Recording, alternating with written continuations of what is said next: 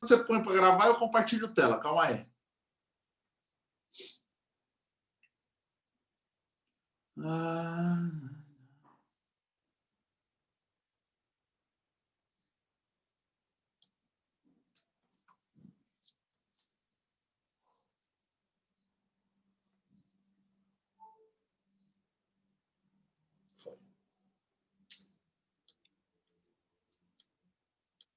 Ui, tonto, meu.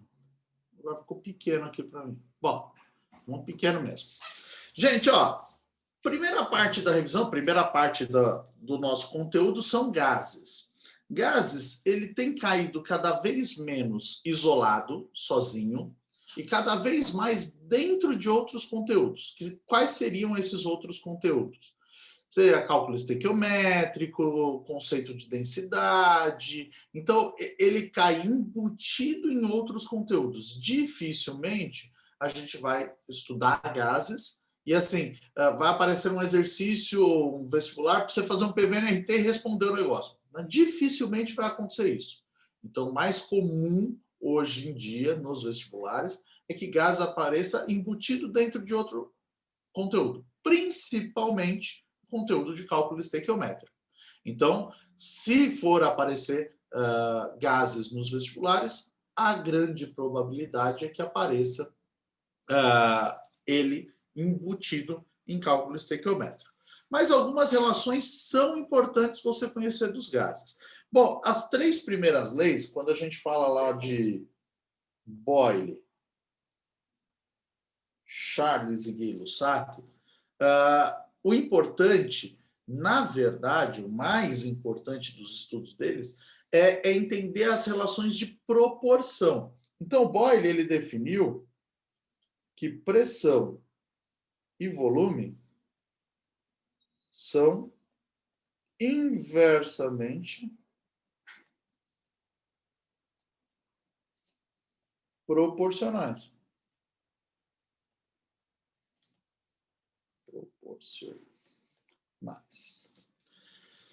Eu demoro tanto para escrever que o pensamento já está na outra palavra lá, daí eu sempre erro. Para escrever com a canetinha aqui.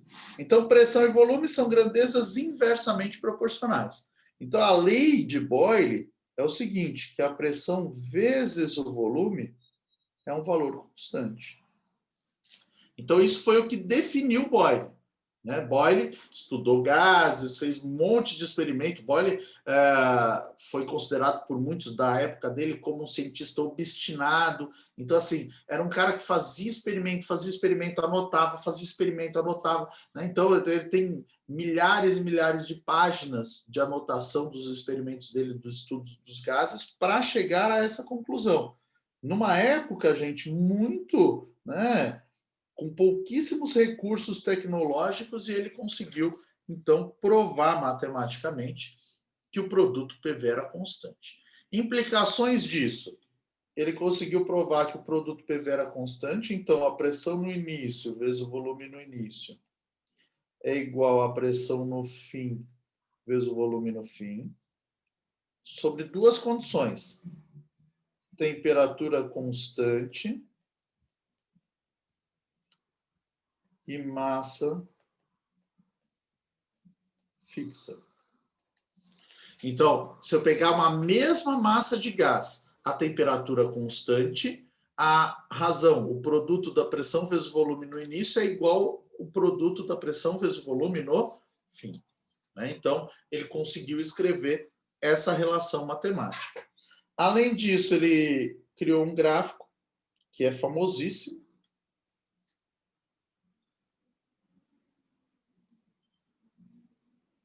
que é o gráfico de pressão pelo volume. Esse gráfico faz uma isoterma, que é conhecida como isoterma de Boyle. Então, isso aqui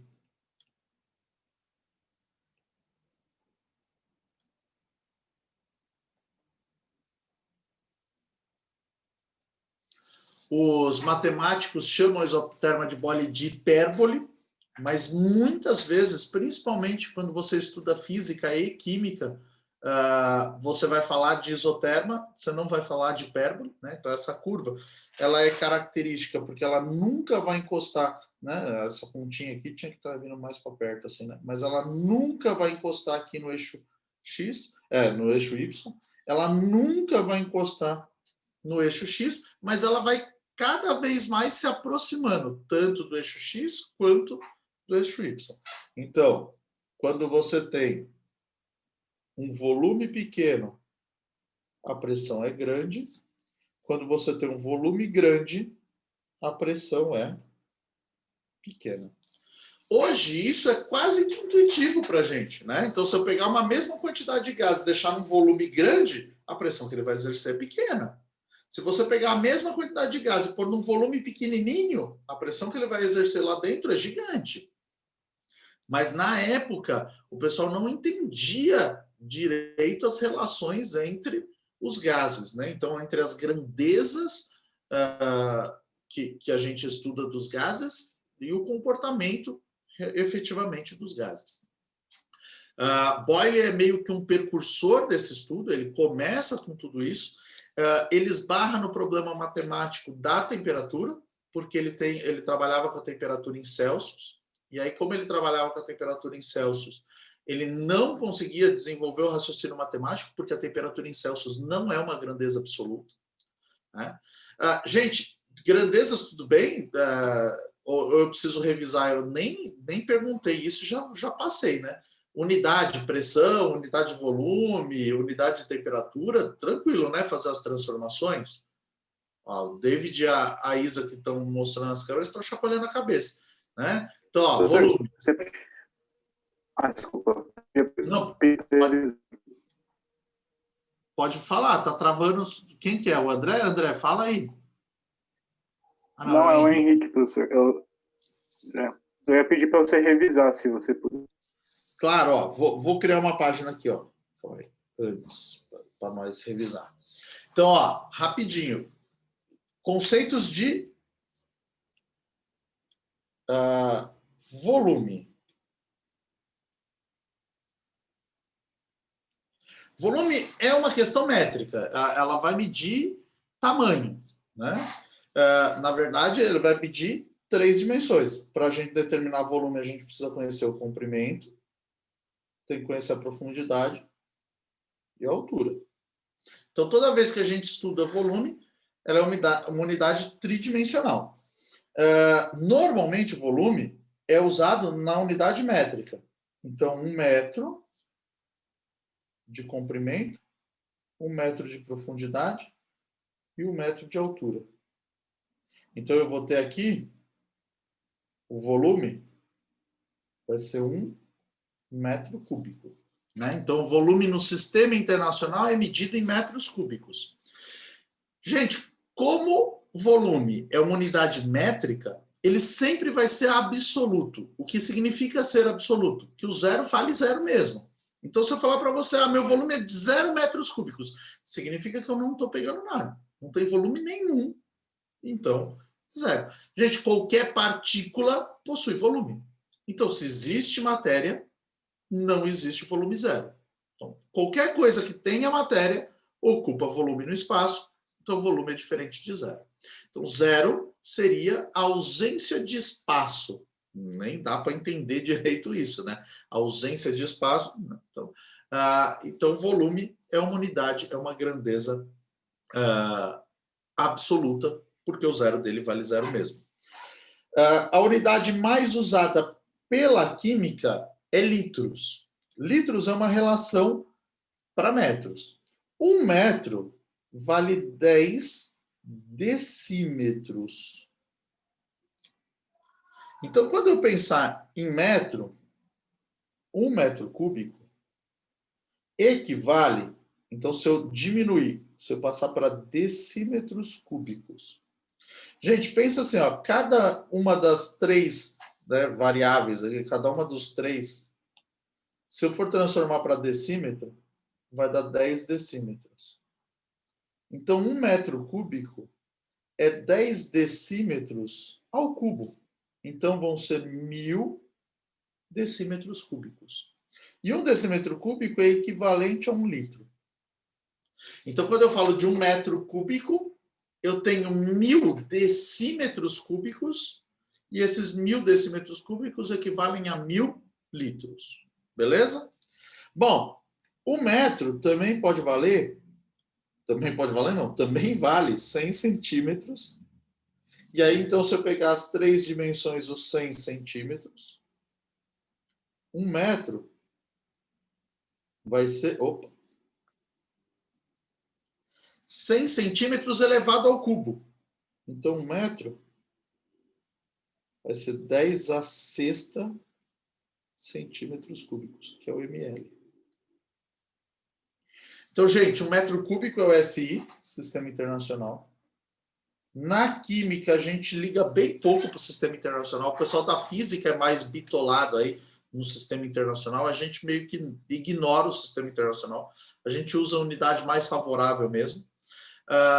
Então, quando a gente trabalha com metro cúbico no Sistema Internacional, a gente pode fazer duas transformações importantes. Transformar o metro para decímetro, e aí a gente multiplica por 10 ao cubo, por 1000, e multiplicar, né, transformar o metro para centímetro.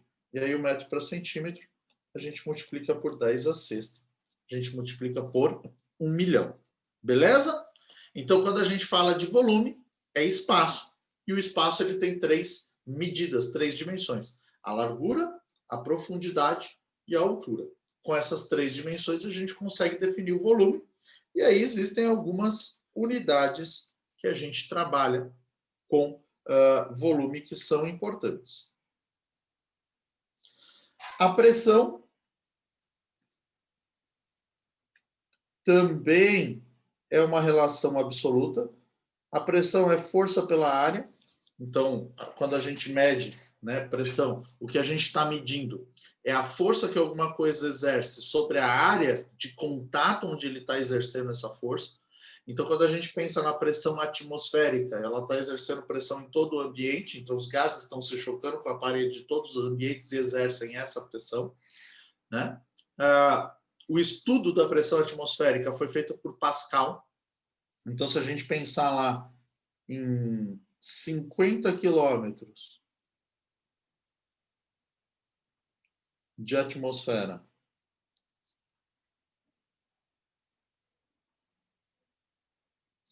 esse gás atmosférico exerce uma pressão. E aí, de novo, né, o Pascal era um físico.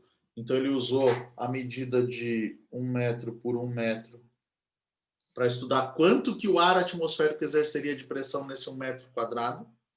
E aí ele chegou em 100.000 newtons por metro quadrado.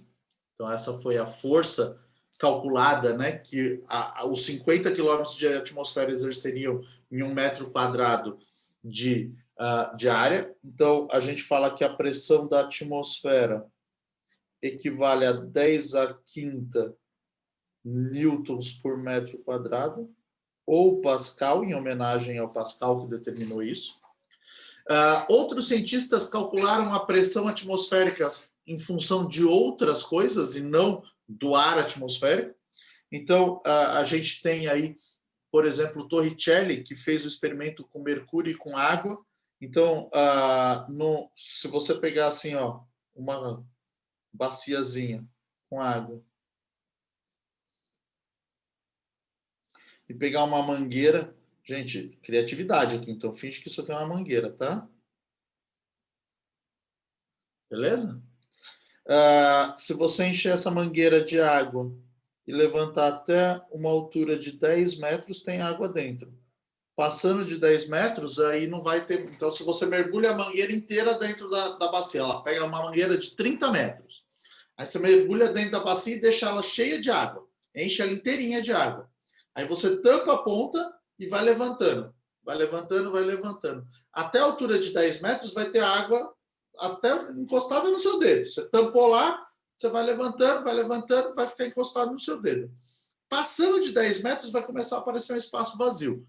Por quê? Porque a pressão da atmosfera é tão intensa quanto 10 metros de coluna de água. Então, a pressão da atmosfera equivale a 10 metros de coluna d'água. Ou, também pelo experimento do Torricelli, ele pegou uma outra cuba, agora ele encheu de mercúrio, e aí aqui ele pegou uma barra de vidro, tipo uma proveta gigantona. Opa. Uma proveta gigante. Também ele escolhe umas cores, né? Uma proveta gigante. E aí ele percebeu que o mercúrio ficava cheio. O mercúrio é o líquido mais denso. Torricelli escolheu o mercúrio porque o mercúrio é o líquido mais denso que a gente conhece. Então, a pressão da atmosfera equivale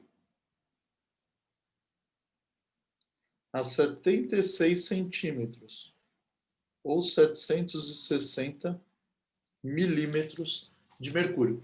Então, 76 centímetros, ou 760 milímetros de mercúrio, que é o líquido mais denso, exerce tanta pressão quanto a pressão atmosférica. Então, a massa que tem aqui dentro exerce um peso equivalente à pressão atmosférica. A massa que tem aqui dentro de água exerce um peso equivalente à pressão atmosférica. Equivalente a 50 quilômetros de água. Então, a gente precisa de 10 metros de água ou 76 centímetros de mercúrio para exercer tanta força quanto 50 quilômetros de ar na atmosfera. Tudo bem? Tranquilo o conceito de pressão? Quando a gente fala, então, de pressão, também todas as unidades são absolutas. Tanto Pascal, quanto metros de coluna d'água, quanto milímetros de mercúrio. Então, a gente pode falar que a pressão da atmosfera, que genericamente a gente chama de 1 atm, é equivalente a 10 a quinta Pascal, que é igual a 10 metros de coluna de água, que é igual... Não coube. Ai, saco, calma aí. Eu acho que dá para roubar. Aí. 760 milímetros de mercúrio. Então, todas as unidades são equivalentes e todas elas são absolutas. Então, se eu falar pressão zero, significa que não tem nenhuma força sendo exercida naquela área, então não tem matéria, porque não tem força, porque não tem matéria exercendo essa força. Tranquilo? E o último, ó, vou fazer aqui, pequenininho. Temperatura.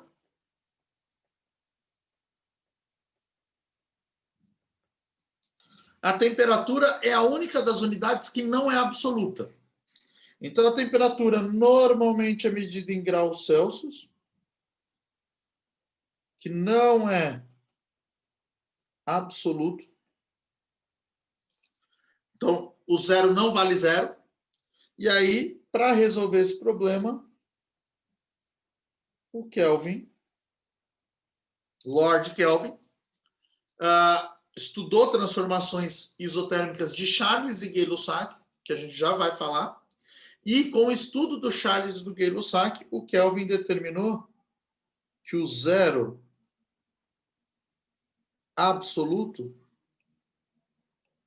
o que significaria zero absoluto? Quando as partículas deixariam de ter agitação, temperatura média, o grau de agitação das moléculas. Então, quando as moléculas deixariam de ter agitação, quando a temperatura fosse absoluta, isso equivale a menos 273 graus Celsius. Hoje a gente já corrigiu isso. 273,015, né? 273,15, né? O zero absoluto. E aí agora a ciência vai evoluindo, a gente vai pondo unidades aqui. É tipo pi, sabe? Vai evoluindo, põe mais uma unidade, põe mais uma, né? Então vai pondo mais uma casinha ali depois da vírgula. A gente está evoluindo. Mas, bom, para fins de cálculo, a gente vai considerar que o zero absoluto é menos 273 graus Celsius. Então, a temperatura em Kelvin vai ser sempre a temperatura em graus Celsius mais 273. Porque daí eu chego lá na temperatura absoluta. Gente, o Boyle, que a gente acabou de falar, não tinha esse conhecimento, não conseguiu desenvolver esse conhecimento e travou, então, nas relações com temperatura. Por isso que ele escolheu fazer pesquisas isotermas, na mesma temperatura, para não gerar problema para eles. Tá bom? Porque daí ele conseguia, em cima lá dos estudos, ele conseguia isolar a unidade que ele não sabia trabalhar. Né? Então, como ele trabalhava com uma unidade não absoluta, ele não conseguia fazer cálculos matemáticos, ele não conseguia fazer relação de proporção, e aí ferrava. Gente, numa proporção, se você puser o zero, qualquer coisa vira, né, vezes zero, ou dividir por zero, zoou. E se você puser negativo, também ferrou. Então, não rola você trabalhar com as temperaturas não absolutas. Tá? Posso passar aqui? Então, esse é o resumão. Fala, David. É que eu não consigo levantar a mão, perdão. Eu acho que é mais dúvida de física, sei lá, é que seu desenho, tipo, me despertou uma curiosidade. Sabe aquele desenho ali que tem o metros da coluna de água, que tá meio tortinho o tubo? Veio uma coisa na minha cabeça. Isso vale se, por exemplo, o tubo for curvilíneo, sabe? Tipo, ter essas curvas, ele vai ter o mesmo volume? É algo assim do tipo. Ele vai sempre ter essa altura. 10 metros. Mas aí o volume vai ser maior, né? Tipo, de água, né? O volume de água vai ser maior. Mas é que daí você vai pensar em todas essas curvas que vão dar um suporte para uma certa massa. Então, quando você está reto, só as moléculas de água de baixo, minha mão não estava aparecendo, né? Então, quando você tem um tubo reto, só a molécula de água de baixo que vai dar suporte para que está em cima. E aí todas elas juntas vão exercer. Se você tem uma curva, uma parte desse líquido vai estar apoiado nessa curva. Então, ele vai dar o suporte, você vai ter um volume maior, você vai ter uma massa maior, mas a altura que você vai conseguir chegar são 10 metros. Tanto que você pode apostar com qualquer amigo seu, com a sua casa, né? Qualquer coisa que você quiser apostar e você ganha. Né? Você pega aquelas mangueiras de pedreiro, faz lá, estica, faz uma marquinha nos 10 metros, põe lá dentro de uma bacia com água, faz uma marquinha de 10 metros e fala assim, se você puxar, então sobe lá no prédio, se você puxar e passar da marquinha, eu dou minha casa para você. Né? Pode apostar. Ninguém consegue puxar e fazer passar da marquinha de 10 metros. Por quê? Porque quando você chega lá nos 10 metros, você teria que ter uma pressão negativa lá dentro para conseguir puxar mais água para cima. Porque a pressão atmosférica é quem empurra a água para cima, na verdade. Né? Então, é essa pressão aqui que está empurrando a água para cima. O que você está fazendo aqui? Você só está tirando o ar, quando você pega o canudo, por exemplo, você só vai tirando o ar para diminuir a pressão nesse ponto, aí a pressão aqui está mais alta, então ela empurra a água.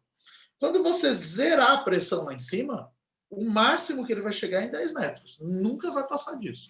Então, tanto que assim, por exemplo, você tem um poço artesiano. Se o poço tem mais de 10 metros de profundidade, você tem que pôr uma bomba submersa para empurrar a água para cima. Porque se você puser uma bomba aqui para puxar a água, ela só vai puxar a água até a altura de 10 metros.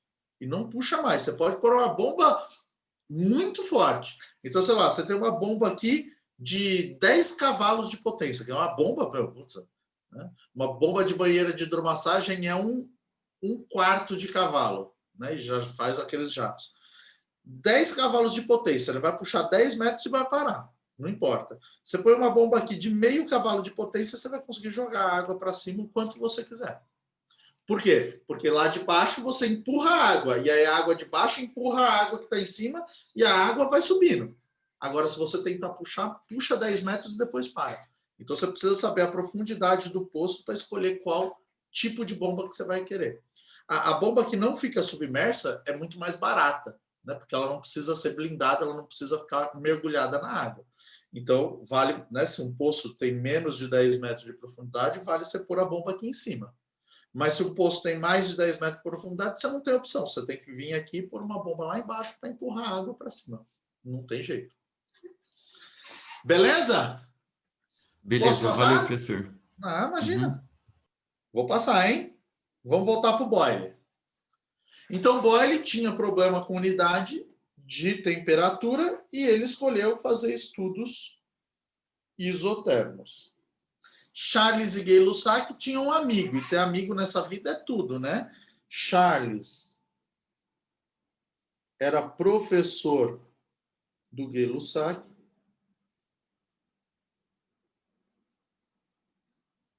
Eram amigos pessoais, né? Trabalhavam juntos e tinham como amigo o Lord Kelvin. Eu estou assistindo The Crow e é engraçado, né? Quando você ganha um título de nobreza, você pode mudar seu nome, né? O Kelvin devia ter problemas. O Kelvin devia ter problemas com o nome original dele. Não era Kelvin o nome original dele, mas quando ele virou Lord, ele decidiu começar a ser chamado de Lord Kelvin. Depois vocês pesquisam lá qual era o nome dele, mas ele não gostava. Quando virou Kelvin, quando virou nobre, pôs lá o nome de Kelvin. O que vocês estão rindo aí? O David está rindo, deve ter bobagem no chat, né? Só se o Omong não for o David. E o amigo. O amigo. Entendi, Letícia. Não, mas é importante ter amigos, Letícia, mesmo que for o David. o amigo, eu pensando no Among Us, eu li lá Among, né? Mas não, é importante ter amigo, Letícia. Né? Um dia você pode precisar do David, sei lá para o quê, mas pode ser que precise, sei lá, para assustar alguém com esse bigode. Né?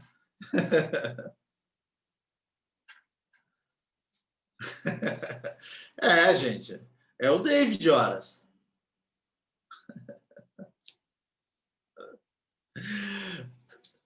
Para usar como saco de pancada aí, ó, David, viu? Eu dei uma utilidade factível, vai. Se ela precisar assustar alguém, é só chamar você, que já ajuda. Agora, olha, para saco de porrada, coitado do David. David tão bonzinho, tão prestativo. Vamos, que senão eu não vou nem terminar os três cientistas, vai. Charles e Gay-Lussac pesquisavam juntos com a ajuda do Kelvin. Então, eles já conheciam a temperatura absoluta. Então, Charles definiu a relação entre a pressão e a temperatura. E o Gay-Lussac definiu a relação entre volume e temperatura. Deixa eu apagar aqui, ó. Temperatura sempre maiúsculo para indicar o Kelvin.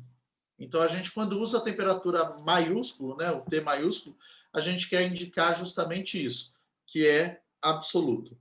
Então, o Charles criou uma relação da pressão e temperatura são diretamente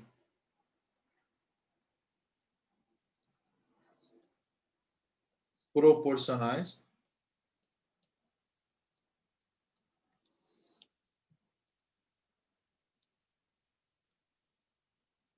E o Gay-Lussac, então aqui não está bem baixinho, criou a relação do volume e temperatura também diretamente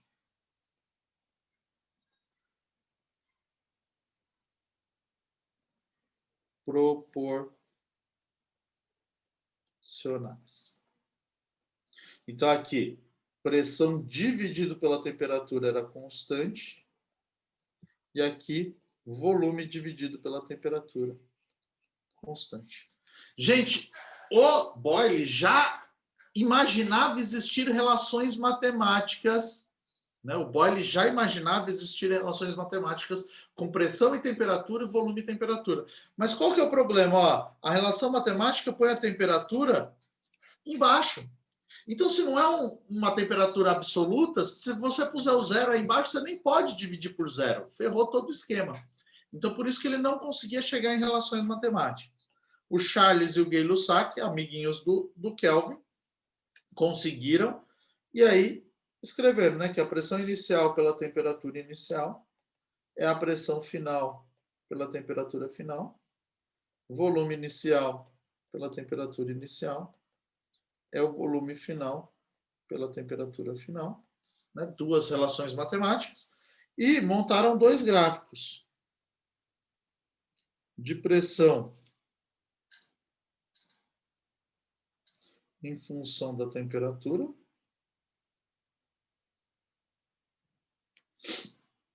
e do volume também em função da temperatura. Tanto para a pressão e temperatura, quanto para o volume e temperatura, era uma reta. Cuidado, gente, que essa reta ela não encosta lá no zero, né? Então, o 0, 0 não existe. Então, ela não chega na origem.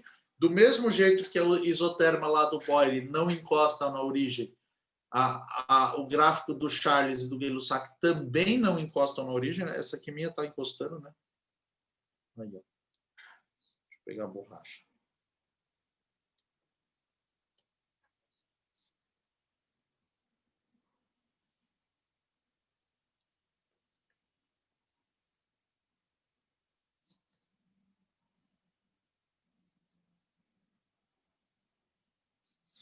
Então, nem a pressão, nem o volume encostam na origem. Cuidado com isso. Deixa eu... Ficou muito longe o vermelhinho.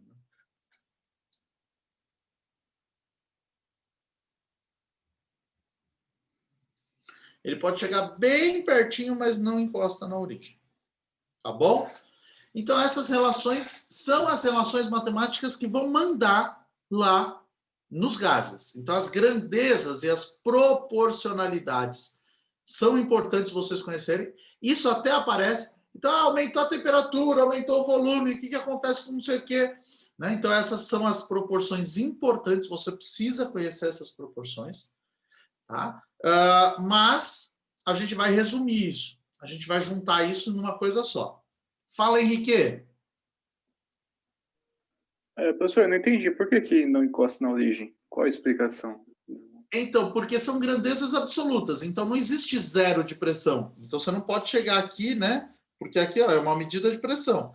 Aí, você não pode encostar aqui, porque daí você fala que você chegou em zero de pressão. Se você tem um gás, ele nunca vai exercer zero de pressão.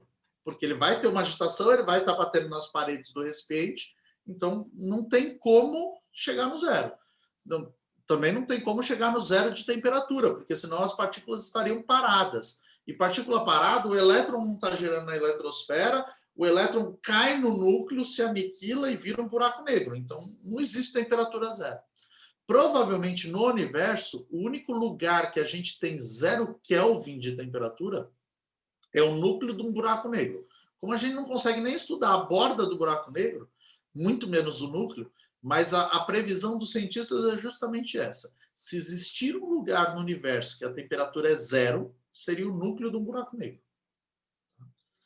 Então, a gente não consegue, numa partícula, alguém que tenha movimento, alguém que tenha massa, ela exerce pressão, ela ocupa volume e ela tem temperatura. Não existe o zero para nenhum dos três, então a gente não consegue encostar no zero, zero. Tá bom? Entendi. Valeu, professor. Imagina que é isso. Bom, juntando a pesquisa de todos esses caras, veio um outro maluco. Veio o Clapeyron. O Clapeyron, estudando Charles Boyle, Gay e Lussac, falaram, gente, se cada um é proporcional com o seu par, né? Pressão é proporcional com volume, temperatura e pressão, volume e temperatura. Se cada um é proporcional com o seu par, existe uma proporcionalidade dos três.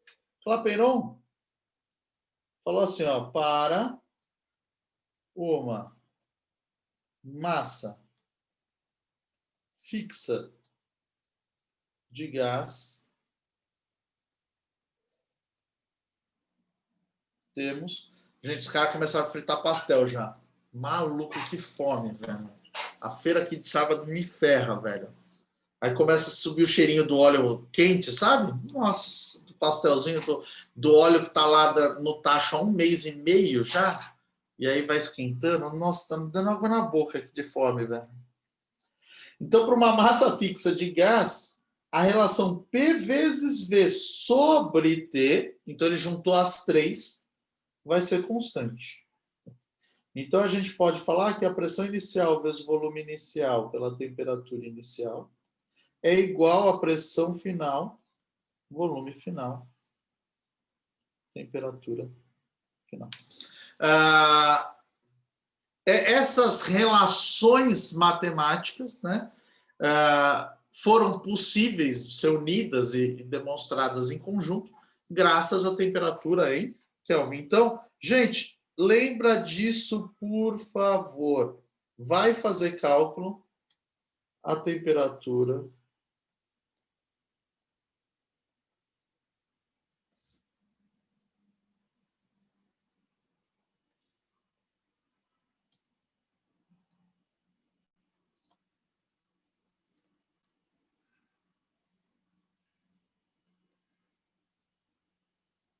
sempre em Kelvin, gente. Né? Senão você não consegue fazer cálculo, tá bom? Pode fazer com pressão em qualquer unidade, pode fazer com volume em qualquer unidade, desde que, né, pressão em unidades iguais de um lado e do outro. Então, pode ser aqui ATM, milímetros de mercúrio, metros de coluna d'água, metros de coluna d'água. Tanto faz qual unidade você vai escolher. Né? Polegadas por metro quadrado, sei lá o que você vai escolher de unidade de pressão ou de volume. Tanto faz. Mas a temperatura sempre em Kelvin. Não pode variar. Bom, Clapeyron gostava de estudar, gostava de pesquisar, e ele decidiu aplicar o experimento de Boyle. O Boyle, ele pegava um êmbolo móvel, um bagulhinho assim, ó. Ele pegava uma caixa com água e gelo em equilíbrio. Para quê? Água e gelo em equilíbrio? Para a temperatura ficar 0 graus Celsius. Aí dentro desse negócio ele punha um cilindro. O cilindro não está voando, tá? É que eu não vou encostar lá no fundo só para... Mas ele não voa, nem boia. Era um cilindro de metal bem rígido, bem duro, então não dava para boiar. Com êmbolo móvel, então ele podia mexer nessa tampinha, subir e descer essa tampinha. O êmbolo era graduado, então eu tinha lá marcações de volume. E nesse cara também tinha um parômetro.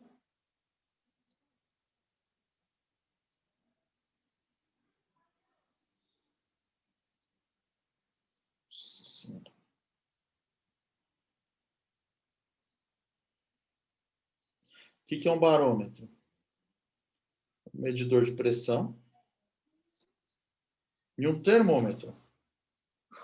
Um medidor de temperatura.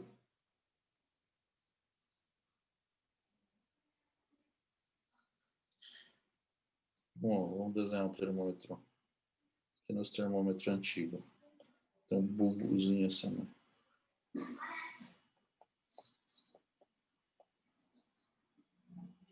Então, esse era o experimento do Boyle. E o Clapeyron, né, adaptou isso para tentar provar a hipótese de Avogadro. Qual era a hipótese de Avogadro? Volumes iguais de temperatura.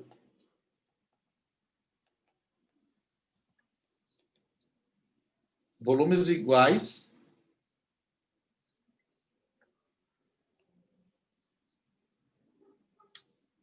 de gases, de quaisquer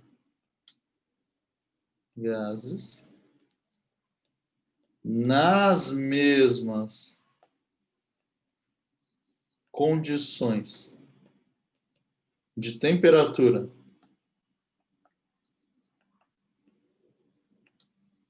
e pressão, possuem o mesmo número de partículas gasosas. Então, essa era a hipótese de Avogadro. Volumes iguais de qualquer gás nas mesmas condições de pressão e temperatura têm o mesmo número de partículas gasosas. Então, o que o Clapeyron fez?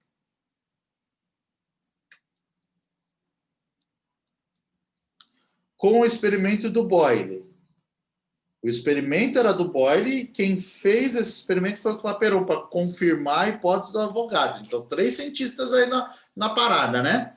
Então, o que o Clapeyron fez? Ele deixou o êmbolo livre. Por que deixou o êmbolo livre? Porque a pressão ia ser 1 atm com êmbolo livre, que é a pressão atmosférica. Se ele empurrasse o êmbolo, ele ia estar fazendo força com a mão dele. Então, ia aumentar a pressão. Se ele puxasse, ele ia tirar a força da pressão atmosférica. Então, ia diminuir a pressão. Ele deixou o êmbolo livre, então a pressão fixou em 1 atm. Temperatura, 0 graus Celsius. O Boyle chamou isso de CNTP, onde a temperatura era 273 kelvins e a pressão 1 atm. Então aqui, olha o que o Clapeyron conseguiu. Ele conseguiu a mesma condição de temperatura e pressão com esse experimento. Por quê? A pressão era 1 atm e a temperatura 273 kelvins, e ele fixou desse jeito. Aí ele veio aqui dentro, ó, gente. Vamos escolher uma corzinha bonitinha. Será que o verde você vê bem? Vê, né? E pôs 1 mol de gás. Então, ele foi estudar o número de partículas. E aí, ele precisava medir o volume molar. Então, como que Clapeyron conseguiria provar que o Avogadro estava certo? Esse volume tinha que ser fixo. Se toda vez que eu pusesse 1 mol de um gás diferente aqui dentro, a 273 kelvins e 1 atm de pressão, então em condições normais de temperatura e pressão, se ele pusesse 1 mol de gás aqui dentro e desse o mesmo volume, ele ia confirmar a hipótese de Avogadro. Então, o que ele fez? Vários experimentos. É isso que o cientista faz. E aí ele pôs lá 1 mol de hélio lá dentro, deu um volume. 1 mol de oxigênio lá dentro, deu o mesmo volume. 1 mol de vapor de água lá dentro, deu o mesmo volume. 1 mol de não sei o quê, deu o mesmo volume. E aí ele foi trabalhando com gases diferentes e batendo sempre o mesmo volume. Aí ele falou, beleza. A hipótese de Avogadro está certa.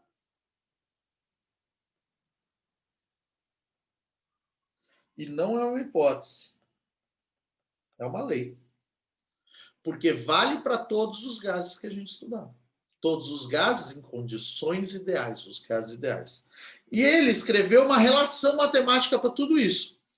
Ele viu que a pressão vezes o volume sobre a temperatura já era um valor constante aqui, né? Ó, ele já sabia disso aqui, já sabia que era constante. Só que ele pôs lá uma letrinha nessa constante, ele chama essa letrinha de R. Só que para dar certo essa conta, ele tinha que pôr o N aqui embaixo. O Avogadro não falou que volumes iguais tinham o mesmo número de partículas? Então, o Avogadro, sem querer, já tinha dito uma coisa. Volume e número de partículas eram grandezas diretamente proporcionais. Então, eu podia dividir uma pela outra. Então, por isso que o Clapeyron jogou o número de mols aqui embaixo, ó, porque era uma grandeza diretamente proporcional ao volume. Então, você podia dividir o volume pelo número de mols. E aí, o Clapeyron escreveu essa relação aqui e calculou o R. Ele chegou que o R ia valer 1 vezes 22,4. Ah, o volume molar aqui, né, que ele foi definido, foi 22,4 litros. Então, era 1 da pressão em atm vezes 22,4 litros do volume. O N era 1 mol e o T era 273 Kelvin. Isso deu 0,082. Então, o Clapeyron conseguiu definir um valor para essa constante. Ó, tá vendo que aqui a gente só fala que é constante, ó. Em todos eles, a gente só fala constante, ó. Tá vendo? Ó. Mas ninguém te deu valor. Ah, é constante. Por que é constante? Porque ela também depende da massa.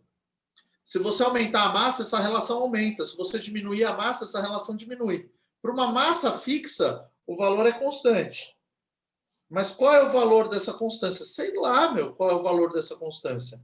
Né? Então, é constante, mas a gente não tem o valor. Quando a gente põe mais uma variável que é o número de mols, aí fecha. Aí não vai dar uma constante, vai dar sempre o mesmo número. Então, não é que é constante, é igual, é fixo, 0,082. Então, o Clapeyron, gente, simplesmente conseguiu justificar todas as relações de quantidade. Então, a relação de pressão, volume, número de mols e temperatura passam a ser fixas e não constantes. Passa a valer o mesmo número.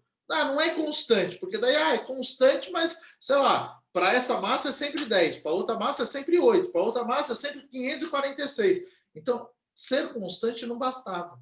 Agora é fixo, vale sempre 0,082. Então, a relação PV dividido por NT sempre vai dar o mesmo resultado. Como sempre vai dar o mesmo resultado, a gente pode escrever uma fórmula única, que é muito mais importante do que uma relação. Então, ó, cuidado, ó, isso é uma relação. Eu tenho que pensar numa situação de antes e depois. Se eu não conhecer a situação de antes, se eu não conhecer a situação de depois, eu não consigo determinar. Isso aqui é uma fórmula.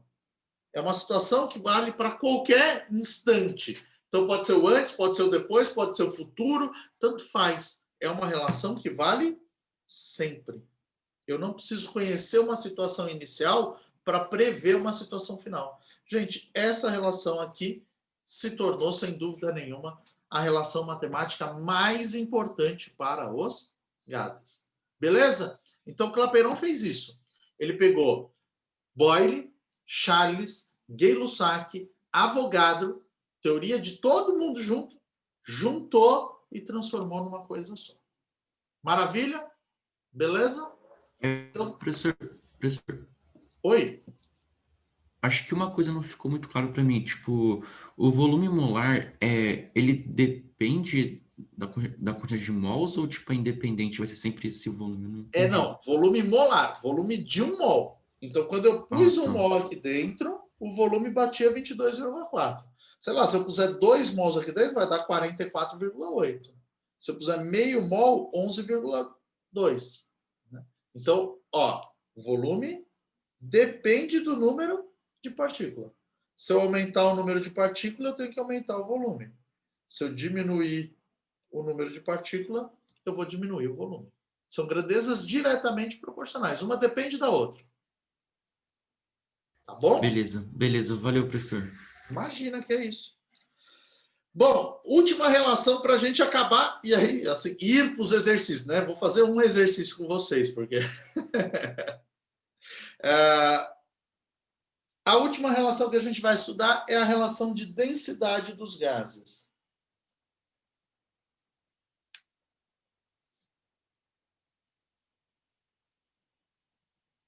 Gente, sempre que a gente trabalha com densidade, a densidade é uma relação de massa pelo volume. Para gases, a unidade mais usada é gramas por litro. Tá bom? Então, quando ele te der a densidade de um gás e não colocar a unidade, então você está usando gramas por litro, tá? Então, grava isso. Ou quilos por metros cúbicos, que dá na mesma, porque é uma relação de 1000 para 1000. Mas, normalmente, quando a gente trabalha com a densidade dos gases, a gente trabalha em gramas por litro. Qual é o problema da densidade dos gases?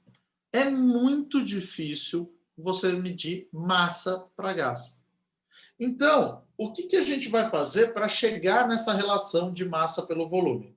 A gente vai trabalhar com o PV igual a nRT. Você já aprendeu lá na outra frente que o número de mols é a massa dividido pela massa molar, certo? Lembra disso? Então, a pressão vezes o volume tem que ser a massa vezes a massa molar do gás vezes RT.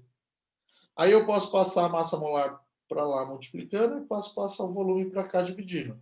Então, a pressão vezes a massa molar é a massa dividido pelo volume. Ó, cheguei em massa dividido pelo volume, então eu vou pegar esse RT e jogar lá para o outro lado para deixar ele isolado. Então, isso aqui é a densidade. Então, para os gases, a densidade pode ser medida pela massa dividido pelo volume ou pela pressão vezes a massa molar dividido por RT.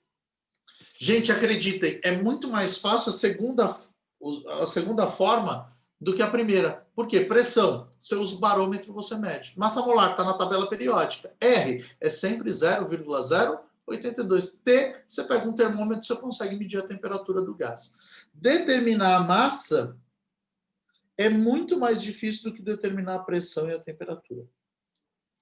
Então, como é mais fácil determinar a pressão e a temperatura, normalmente a gente estuda densidade dessa forma.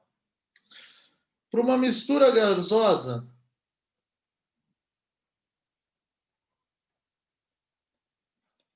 então, para gases no mesmo ambiente, a pressão e a temperatura são iguais.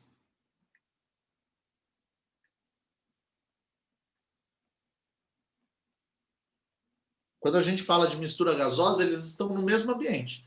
Então, para misturas gasosas no mesmo ambiente, como a pressão e a temperatura são iguais, eu posso falar assim, ó, que a densidade de um gás X em relação a um gás Y seria a densidade de X dividido pela densidade de Y.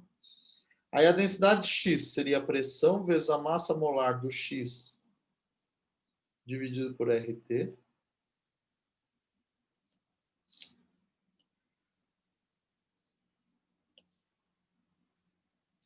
E a densidade do Y seria a pressão vezes a massa molar do Y dividido por RT. Ó, pressão é a mesma para os dois, o R é sempre igual, a temperatura é a mesma. Então, eu posso dizer que a densidade de um em função do outro vai ser a relação das massas. Para que isso é útil? Porque quanto maior a massa molar, que você sabe dela na tabela, maior vai ser a densidade de um gás. Quanto menor a massa molar de um gás, menor a densidade desse gás. Então, a gente consegue criar relações de densidade com uma coisa que a gente conhece, que é tabelado, que está lá na nossa mão, acessível. Ah, quem que é mais denso, o cloro ou o ar atmosférico? Sei lá, né? Ferrou. Cloro ou oxigênio? Ah, vai lá, olha o cloro. Quanto que pesa o gás cloro, Cl2? 71 gramas por mol. Quanto que pesa o oxigênio? 32 gramas por mol. Então, o cloro é mais denso. Ah, então se tiver uma mistura cloro e oxigênio, o cloro fica embaixo, o oxigênio fica aí em cima. Ou a tendência do cloro é ficar mais para baixo, a tendência do oxigênio é ficar mais para cima. Então a gente consegue definir essas coisas com uma facilidade muito maior, com uma relação muito mais tranquila. Por quê? Porque eu não preciso ficar pensando em grandezas desconhecidas, não preciso ficar calculando volume, não preciso ficar calculando temperatura, ficar fazendo cálculo de PVNT. É uma relação entre massas. Olhe na tabela periódica, é mais denso? Como? Que eu sei. Porque é mais pesado. A massa molar é maior. É menos denso? Ah, então é mais leve. Aqui, só para a gente... né, só para vocês terem parâmetro. Oi? Rapidinho, perdão. Então, tipo, se eu quiser a densidade da mistura, tipo, total, a ordem de X e Y nesse caso vai importar? Eu não entendi Não. muito. Mas, tipo, ali na divisão final das massas não vai dar diferente se, tipo, a ordem for diferente? Então, é que assim, David, ó, enquanto a gente conversa. Ah, que burro. Calma aí. Deixa eu interromper o compartilhamento. É que eu preciso carregar a caneta e eu carrego no tablet.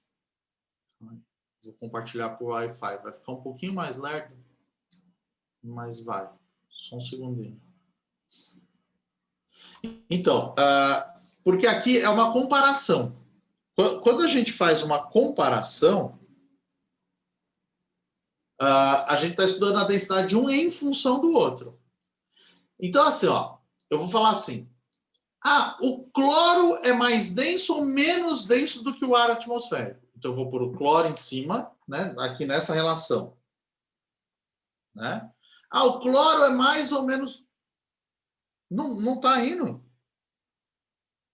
Vocês estão vendo? Apareceu uma mensagem na tela. Agora foi. Então, ó, se eu fizer essa relação, o cloro é mais denso ou menos denso do que o ar? Significa que eu quero comparar o cloro em relação ao ar, certo? Então, se eu puser o cloro em cima e o ar embaixo, ó, densidade do cloro em função em relação ao ar atmosférico. Então, eu vou pôr a massa molar do cloro pela massa molar do ar. Esse negócio aqui vai dar um número maior do que 1, né? Então eu sei que o cloro é mais denso que o ar. Certo? E se o ar em relação ao cloro? Mudei a relação. Então aí eu quero ver se o ar é mais denso ou menos denso do que o... então esse resultado aqui, ó, a massa molar do ar dividido pela massa molar do cloro, vai dar um número menor que 1. Então eu sei que o ar é menos denso do que o cloro. Então, se você mudar a proporção, você muda o jeito, o estilo do estudo, o que você está estudando, entendeu? Então, eu estou estudando o cloro em relação ao ar ou o ar em relação ao cloro. Mas, na verdade, a relação se mantém, entendeu? Então é para descobrir proporcionalidade, né? Eu pensei que era, tipo, a densidade da mistura. Não é isso, né? Não, ó, para conseguir a Tá. densidade da mistura, você vai ter que usar essa fórmula. E aí você vai ter que usar a massa média da mistura. Então, como que você calcula a massa média? Sei lá, a massa do ar atmosférico vai ser 20% que pesa 32, mais 80% que pesa 28, dividido por 100%. Tá bom? Que foi isso? Legal, legal. Tá bom. Na hora que ele tocar a campanha, pede para ele esperar um minutinho. Tranquilo? Tranquilo, tranquilo. Valeu, professor. Agora entendi. Tava confundindo as coisas. Aí, isso aqui é o que vai dar o 28,8 lá, gramas por mol. Aí você consegue calcular a densidade da mistura. Isso aqui daqui. Essa relação. Beleza? Tranquilo isso, gente? Crianças, deixa eu pegar a apostila. O Rubão me mandou ontem à noite, porque eu consegui apagar todo o meu WhatsApp, gente. Todo o WhatsApp. Eu não tenho uma mensagem do WhatsApp. A primeira mensagem do WhatsApp que eu tenho foi na quarta-feira. Então, tudo que eu tinha, eu gravava um monte de coisa no WhatsApp, eu mandava coisas de mim para mim mesmo. Eu criei um grupo, só eu, né? Eu fiz um grupo, eu e a Tamira, depois eu expulsei a Tamira do grupo. Então, aí ficava eu para eu mesmo. Então, eu ficava mandando mensagem minha para guardar as coisas. Perdi tudo, gente. Tudo, tudo, tudo. Fiz o backup do... vou fazer o backup do WhatsApp, só que era Android. E aí eu fui recuperar o backup no iPhone e não veio o backup, porque eles não se conversam. Perdi tudo, tudo, tudo. Aí tinha que mandar ontem, era sei lá que hora da manhã que eu mandei mensagem pro Rubão. Falei, Rubão, pelo amor de Deus, me arruma aí a apostila, porque eu não tenho apostila para compartilhar com eles amanhã. Cadê apostilas vetor? Eu sou super organizado, gente. Eu tenho uma pasta chamada apostilas vetor, que fica na minha mesa. Cadê? Apostilas vetor, achei. 13h31. Olha lá, chegou meu pão. Revisão.